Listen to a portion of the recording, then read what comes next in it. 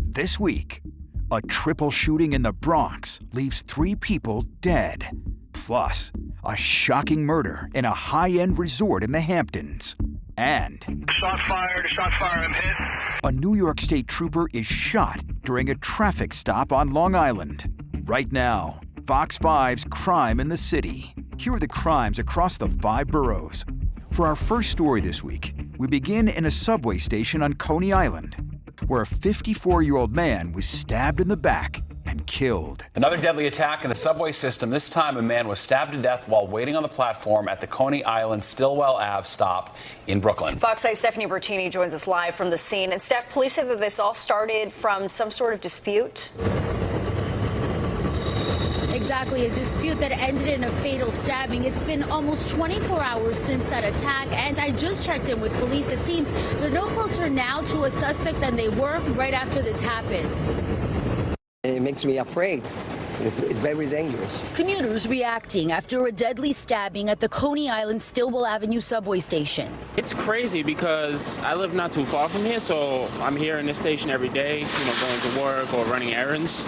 And it's just crazy to think that something like this could happen so close to where you live. Officers in uniform and detectives in place as the NYPD Chief of Patrol, John Schell, says it all started with a dispute. We have reports of 2 men that were fighting on the train, and during that fight onto the platform. Police say they were called to the end platform just before 11:30 last night. The victim, 54 years old, was found with a stab wound in his back. Police say he was rushed to the hospital but didn't make it. This is getting worse, the city. For many, this stabbing is a reminder of how unsafe taking the subway late at night can be. I've heard about it in other places, but not here, said this mother. Police say they're looking for a male suspect, and video from surveillance cameras inside and around the subway station will help detectives work the case. So what our detectives will do is they'll start tracking video from the train station, try to figure out where this individual came onto the train systems. Police say the suspect was wearing aqua-colored shorts. If you have any information, you're asked to pick up the phone and call Crime Stoppers. We now go to Corona, Queens, where the NYPD is investigating a possible subway surfing incident that led to the death of a teenage girl and another girl seriously injured. Let's get right to Good Day's Lizette Nunez. She joins us from Corona, Queens, with more on this tragedy. Good morning, good morning, Lizette. Good morning, Dan and Tashani. Yeah, we're hearing that these 2 girls were believed to be subway surfing. This happened late last night around 11 p.m. According to police, this happened at the 111th Street subway station. They say those 2 girls fell in between 2 subway cars last night. One of the girls was pronounced dead on the scene. The other was taken to Elmhurst Hospital with head trauma and is listed in critical condition. Now, this comes on the heels of several other recent incidents believed to be tied to subway surfing. Last week, a 13-year-old boy died in Queens, and the school's chancellor confirmed that was due to subway surfing. And last month, a child fell off a G train in Brooklyn and also died. Now, NYPD data shows there have been more subway surfing arrests this year compared to last year. And this comes amid increased police enforcement and the MTA's awareness campaign. But what we've been hearing from the MTA as well as other elected officials is they believe a lot of this is due to social media. A lot of young teenagers are posting videos or pictures of them subway surfing and then posting it on TikTok, Facebook, that going viral. So that is one of those big driving factors that is pushing this. So what we've been hearing from elected officials, they've been urging a lot of these social media companies to immediately take those videos down to discourage teenagers from participating in this extremely dangerous activity. Up in the Longwood section of the Bronx, the NYPD is investigating after 3 people were shot and killed. The NYPD this morning investigating a deadly triple shooting, this in the Bronx. This happened just after 8 last night on Southern Boulevard and 149th Street. This is the Longwood section. Police say 2 of the victims, a 57-year-old woman and a 34-year-old man, were shot in the head. The 3rd victim, a 57-year-old man, was shot several times. Police recovered that gun at the scene. Down in Central Park, a woman was attacked in an attempted sexual assault. Police say they now have a person of interest in that case. All right, now to an update on the woman attacked in Central Park over the weekend. Earlier on Good Day New York, Deputy Commissioner Daughtry said there is a person of interest who police are familiar with. Authorities say that attack happened around 5 a.m. Saturday morning. The suspect approached the 38-year-old woman, pushing her over a metal fence and then punching her multiple times before attempting to rape her. That man then biked away northbound on 5th Avenue. The victim is in stable condition right now. We return to Queens to go to Roosevelt Avenue, where New York City and state lawmakers have unveiled a new 7-point plan to restore safety to a 2-mile stretch of the troubled street. Well, now to the latest chapter in the ongoing saga to clean up a troubled stretch in Queens. All right, Fox 5's Jessica Formoso takes us to Roosevelt Avenue and breaks down the new 7-point plan aimed at making it a safer place to live and work. We need to be very clear about this. Everyone deserves to walk safely down Roosevelt Avenue. The 2-mile stretch of Roosevelt Avenue that runs through Jackson Heights, Elmhurst, and Corona, Queens, is the target of a joint city and state crackdown called Operation Restore Roosevelt, tackling quality of life issues and crime. But on Wednesday, lawmakers unveiled a 7-point plan to improve the avenue. We know that we are in a crisis moment right now. What we have been doing for decades on Roosevelt Avenue has not worked. New York State Assemblywoman Catalina Cruz says they've been asking city and state agencies to invest in Roosevelt Avenue, but nothing has been done. We started to ask, here's what we need, can you deliver it? And we got tired of waiting. And so we are now saying we are demanding it. Residents and business owners say they are fed up with the illegal dumping, drugs, brothels, and sex trafficking that is happening in front of them every day. Saturday evening, my child and I had to walk through Roosevelt Avenue to go to an event. I had to keep him distracted because just in waiting 20 seconds for the light to change, I saw 3 individuals soliciting themselves.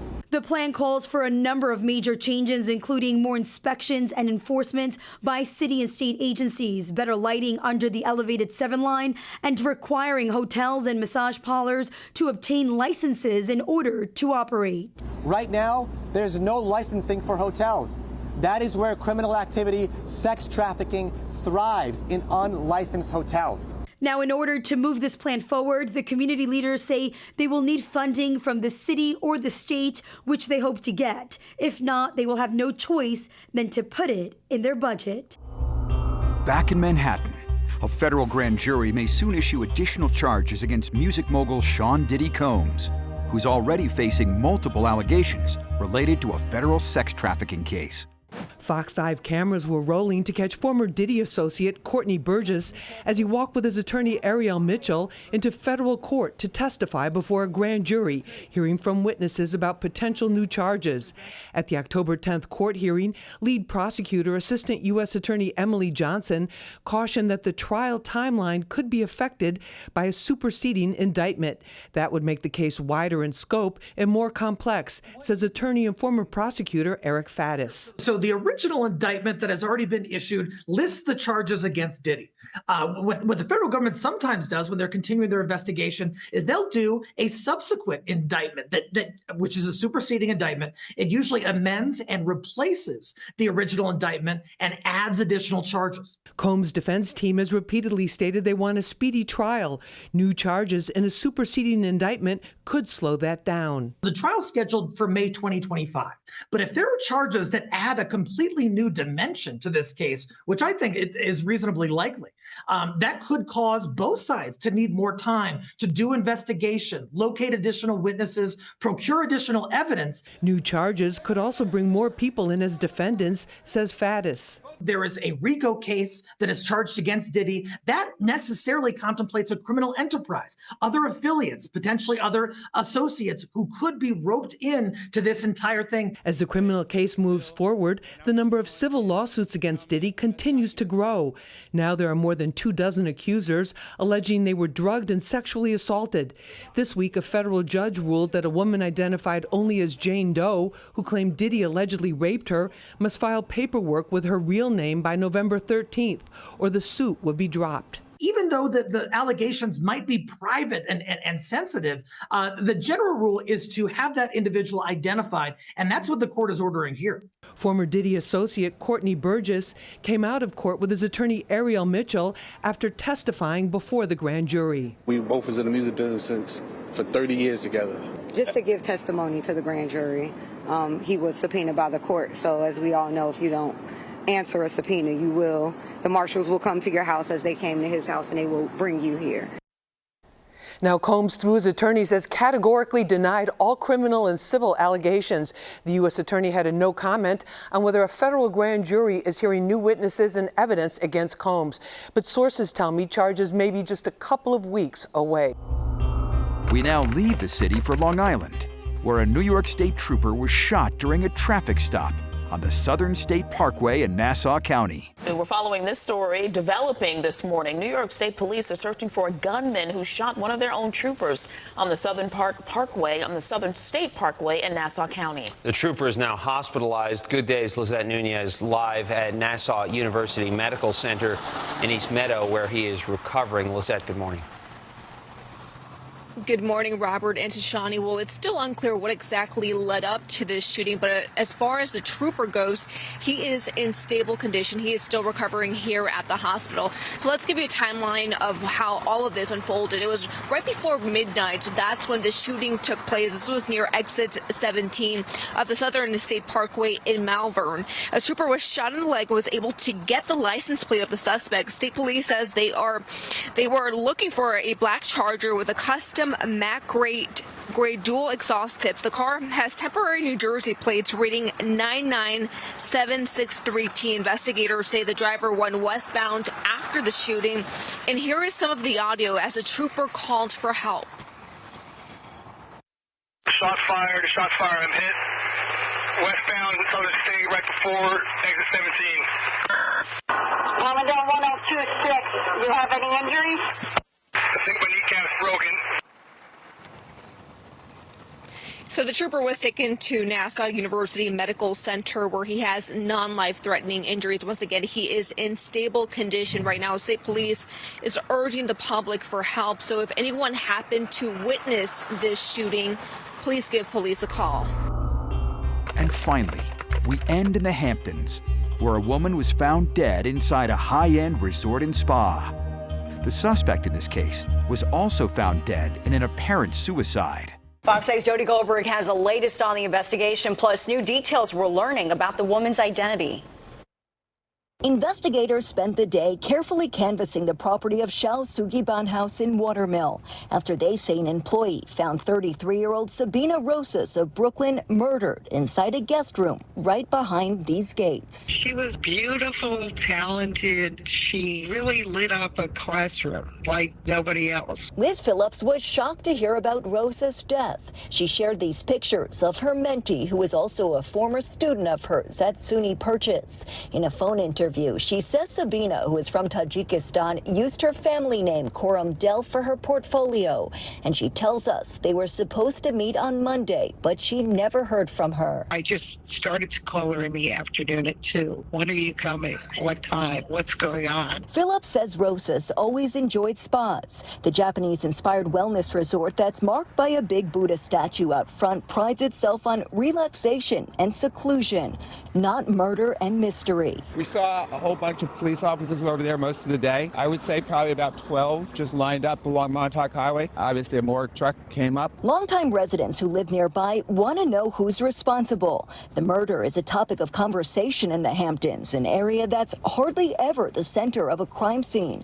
Police didn't speak on camera, but say Rosas was a victim of violence, and it appears to be an isolated incident. Attempts to reach Xiao Sugiban House were unsuccessful. That's sort of like the dichotomy of it out here. You got all these people that want to come out and just have a good time, and sometimes it turns, in the wrong direction. No officials aren't saying how Rosas died. The medical examiner's office will be doing an autopsy. And investigators ask anyone with information to call the Suffolk County Police Department. That number, 800-220-TIPS. That's this week's Crime in the City. Subscribe for more at youtube.com/Fox5NY.